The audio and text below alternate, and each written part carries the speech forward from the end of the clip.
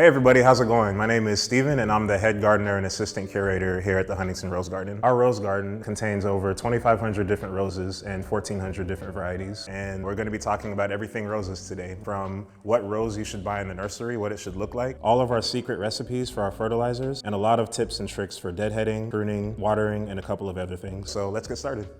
So when I get to the nursery and I'm looking for my rose, one of the first things that I look at is for healthy green foliage. I'm not seeing any wilted or any dried leaves. A lot of times what people don't realize when you go to a nursery is that you can actually check the root ball of the plant that you're buying. The roots here are a little bit bound, and that's what's called root bound. Typically you don't want to buy a plant that looks like that from a nursery. This one isn't the worst, but if there was a better one, I would definitely choose it. Another thing that I like to look out for with roses is I would choose a rose that doesn't already have blooms. The blooms already signify that this is at the end of its life cycle. So if you do have to end up buying a rose that already has blooms on it, I personally would go ahead and just cut those blooms off. Now, it's not gonna feel good because you want immediate beauty, you want those cut flowers as soon as you get home. But trust me, when you cut them off and they grow back, they're gonna be bigger and more beautiful than the ones that were already on the plant.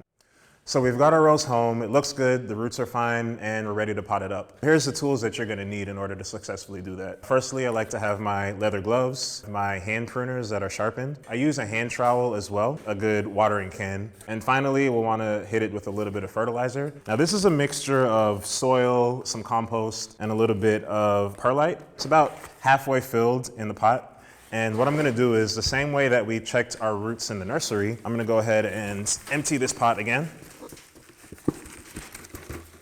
So what happens when you have a plant that's a little bit root bound, what you can do is what they call training the roots. You essentially just want to massage it, and the intensity of the massage is going to depend on how root bound the roots are. So this is going to grow a lot better than when the roots are actually wrapping around the plant. What you want to make sure when you're potting a rose is that the top of the soil line of the rose matches with this kind of last line, the last line of the lid in the pot. I'll go ahead and dig a little hole, and I like to kind of put it in and measure it. And you can put it in and see if you need more soil to make sure that this root ball is at the top of the line. And then once it's in there, your soil line is level, you want to do what's called backfilling. Backfilling is essentially putting that soil and filling in the gaps that you made when you pulled out the plant or when you dug out the hole.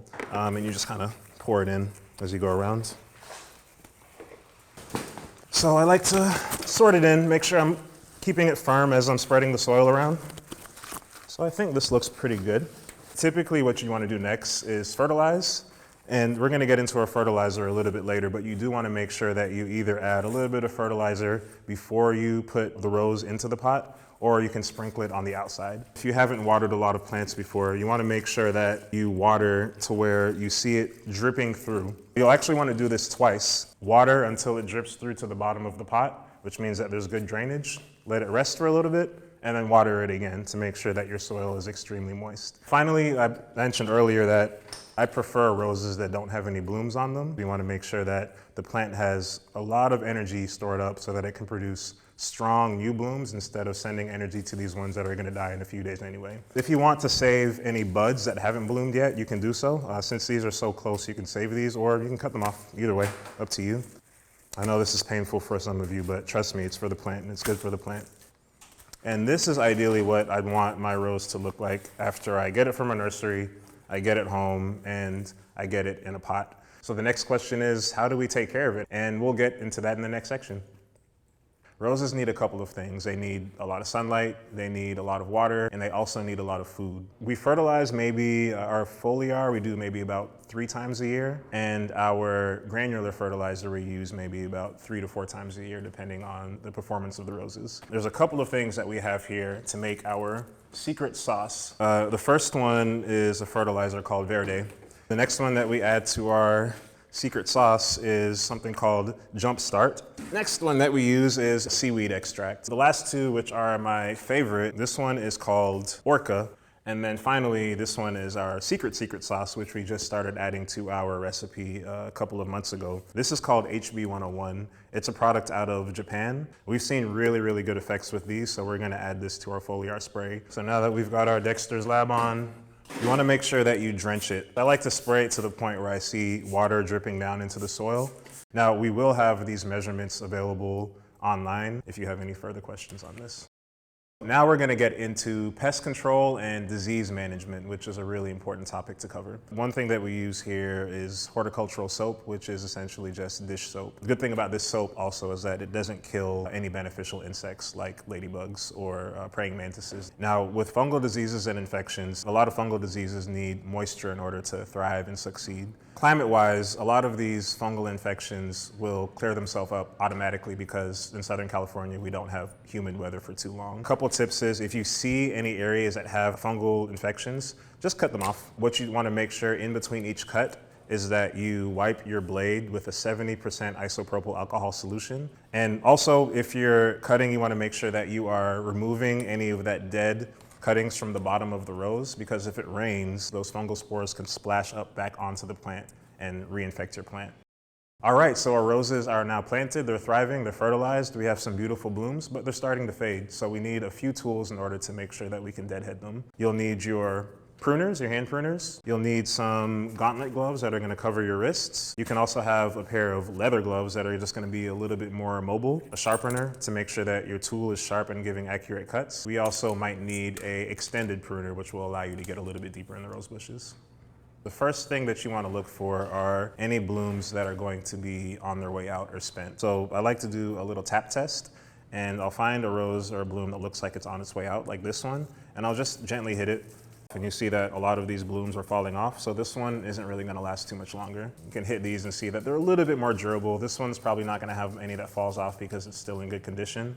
So we know that we want to go ahead and deadhead this one at least. Of course, you want to make sure that you put on your gloves to protect yourself so you don't get hurt. The traditional form of deadheading calls for very specific cuts at very specific places on the rose. So if you're more in a more temperate climate where there's an actual winter, spring, summer, fall, what you want to do is look for the first 5 leaflet leaf. The basic anatomy of a rose, this whole thing is called a leaf. Each individual leaf is called a leaflet. So you usually want to cut below either the first 5 or the first 7 leaflet. So we have our cut and hold pruners. We see our first 5 leaflet leaf, and we're going to cut all the way down to the next leaflet, and we want to cut it at about 1/4 inch above at a 45-degree angle, like so.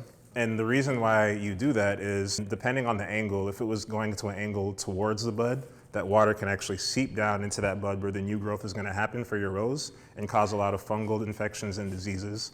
Now, here in Southern California, again, we have a Mediterranean climate, so we can be a little bit more liberal with our cuts. We can cut a lot lower, and because we don't have that humid climate, we don't necessarily have to cut at a 45-degree angle to make sure that water doesn't seep towards the bud. You can just cut and move along. One of the most important parts about maintaining your roses is pruning your roses. Pruning for us usually happens the beginning of the year, usually in early January. We want to make sure that we are cutting the rose down so that it can rebloom a lot healthier in the spring. Some of the tools that you need in order to prune, your hand pruners, a hand saw, especially if you're cutting through dead wood, and something like this. Make sure the blade is sharp. You're also going to need a pair of loppers. They give you a little bit of extra leverage so that you can cut through wood or kind of tough material a lot easier versus your hand pruners. And then again, you're going to need your gauntlet gloves. I like using my leather for accuracy, but with pruning, a lot of times you're going to be going deep in the rose, so you want to make sure that you protect your wrists. One thing that I use, you don't have to use this, it's kind of pricey, but it's pretty cool, is a motorized electric pruner. Once you turn it on, it shows how many cuts that you have left. And you hold down the trigger, and then essentially you can just cut your rose. And this cuts through really thick, really dead wood pretty easily. Only thing is you want to make sure you don't get your finger caught in there because there's no coming back from that. So these you have to be careful with, but they're not necessary. So one of the first steps that we do when we're pruning our roses here at the Huntington, we de-leaf them. When you de-leaf, what you want to do is, you see the leaf here, you just want to pull downwards and let that snap off. The question is, why don't we just use our pruners and cut them off like this? So if you look at your leaflet here, and when you pull it off, if you look at the bud that's growing under it, there's a part of the plant called a stipule. If that stipule doesn't rip off when it rains, it can again collect water and kill that bud before it even has a chance to grow. You want to make sure when you're de-leafing a rose to pull them off. So now our rose is in a good condition and ready to prune. The main things that we're looking for when pruning a rose is we're looking for anything that is dead, deranged, or damaged. Any stalks or stems that are dead, deranged, or damaged. I'm gonna take my pruners and just start chopping. This is a very intense and emotional process for a lot of people because they feel like they are hurting and killing the plant. But trust me, roses will be fine. They're a lot less delicate than people give them credit for. If you come across anything that's a little bit too thick for your hand pruners to cut, again, you can use your loppers. This isn't too big, but you can kind of see an example. If I wanted to cut like a thicker stalk like that, I can kind of chop it off. So after we get it reduced maybe by about half, the next thing that I like to do when pruning is to cut out anything that is crossing. When these cross, it doesn't allow for good airflow to go throughout the rose. And now when you don't have good airflow, especially if it's not spaced correctly or there's a lot of crossing going on, it can cause a lot more fungal infections because it's not getting a lot of air. When you look at the rose, you'll see each area has a little bud on the stem. So if you see a bud on this side and kind of coming this way, you know that the stem is going to come out like this. Ideally for hybrid tea roses, you want to maintain a vase shape. So when you cut it, you want to make sure you're cutting it to a bud that's pointing outside. So that way it'll grow like this instead of a bud that's pointing inside, which will grow like this and cause more crossing and cause a lot less airflow for the rose. You know, each cut that you make doesn't have to be extremely specific to that regard, but as much as you can, try to remember to cut towards an outward facing bud. So we're gonna cut off everything that's dead, deranged, or damaged. Now, a lot of times you'll find that you don't know what the next cut is to make. What I do is I make the most obvious cut, and usually after you make that obvious cut, the next cut will actually show itself. And now I wouldn't have been able to see these cuts if I had all the foliage on, if I had, you know, all the dead wood on. There's no way I would have been able to see these cuts. I like to mentally justify each cut, right? Like, so why did I cut here? Because this is too small. Why did I cut here? Because it's crossing. Why did I cut here? Because it's woody and it's not gonna grow anything. That's my personal method, and it kind of gives me a little bit more confidence to know that I'm cutting it correctly. The rose is not gonna look like it's ever gonna regrow again after you prune it, but trust me, it is gonna grow back stronger and healthier than before. So from purchasing your rose in the nursery to pruning it at the end of the season, we've covered pretty much everything that you need to get started growing your rose at home. If you enjoyed this video, make sure that you like and subscribe, leave a comment if you have any questions, and we'll do our best to get back to you and answer them. Thanks for watching.